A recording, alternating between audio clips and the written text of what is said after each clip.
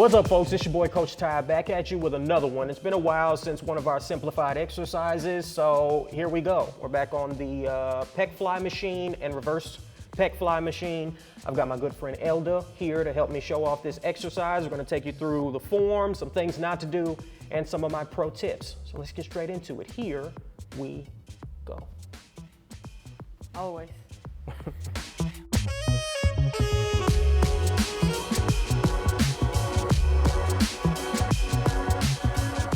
All right, folks, first thing you need to know about this machine is how to adjust it. So again, you can use this machine for both the pecs and also for the rear delts and mid traps. We're gonna start off with the pec fly because that's what most of you are here for, let's be honest. So you wanna adjust this here, pull that pin out and move it back. I prefer to go a little bit further back because I like emphasizing the stretch portion of the exercise. However, most people will be on that third notch. And these machines, they do vary somewhat, but they're mostly the same. Now, after you've got that in place, next thing you want to adjust will be your seat pad. So the way to know where to put the seat is once you sit down, and Elda, I'll have you go ahead and have a seat, and go ahead and grab the two handles. Now, when your elbows are mostly extended, and your elbows should be mostly extended when performing this exercise, you want a soft elbow, not fully extended, but not too bent either. You should have a straight line from your shoulder to your fist.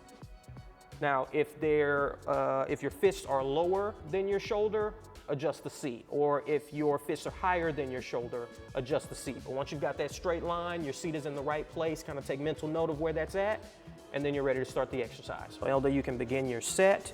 Now make sure you pull your shoulder blades down and back and dig them into this pad.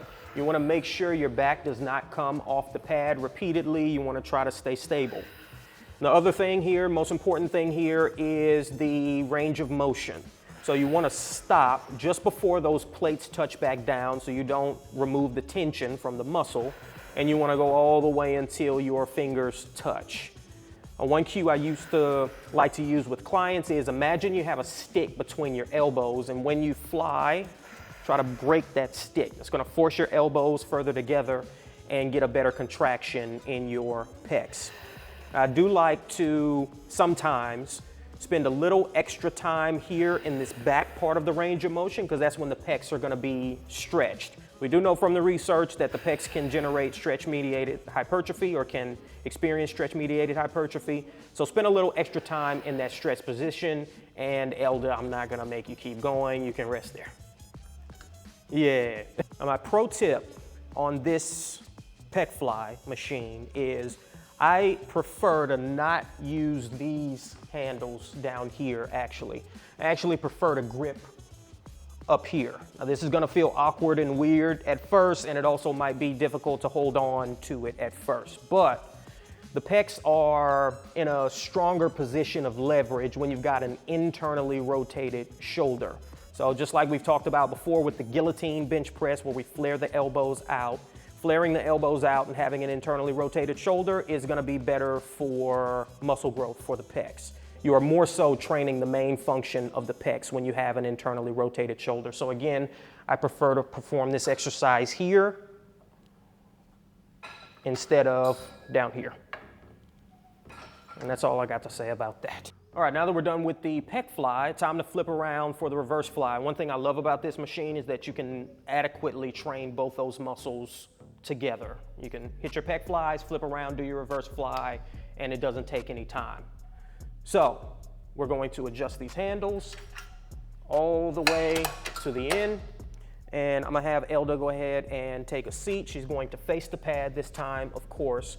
Now you wanna press your chest into the pad. You might even wanna rest your chin above the top. Depends on what you're comfortable with.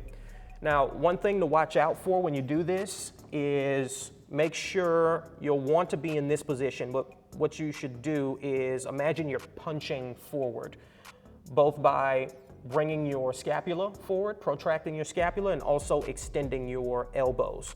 And then once you're in that position, you want to maintain that position for the entire time, and we're going to start the exercise. I'm going to use my old cue yet again. Imagine you've got a pencil right here between your scapula and try to squeeze that pencil on each rep. Let your scapula protract and move forward and retract, just like that.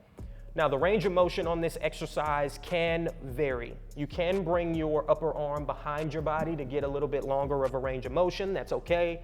If that's uncomfortable on your shoulder joint, then stop about there. Yeah, just as your arms get out to your sides. Make sure you maintain your range of motion. We want to keep a full range of motion. The posterior delts are probably not going to experience stretch-mediated hypertrophy, so the best bet is to go with the longest range of motion that you can possibly get. Also, make sure you keep your chest up against the pad and Elda rest. Yeah. All right, folks, that's it for the pec fly and the reverse pec fly machine. I hope that was helpful. Please like, comment, subscribe, and share. Go follow my good friend Elda. Her Instagram will be down in the description below. Let me know what you want to hear from me next. I'm here to help. There will be 2 more videos in the corners for you here in a second. I am Coach Ty with Muscle Wiki, and I will see you with the next one. Deuces. Good. Her Instagram link will be in the description below. Jesus. What's wrong with me? I feel like I need to do that again. Let me start over.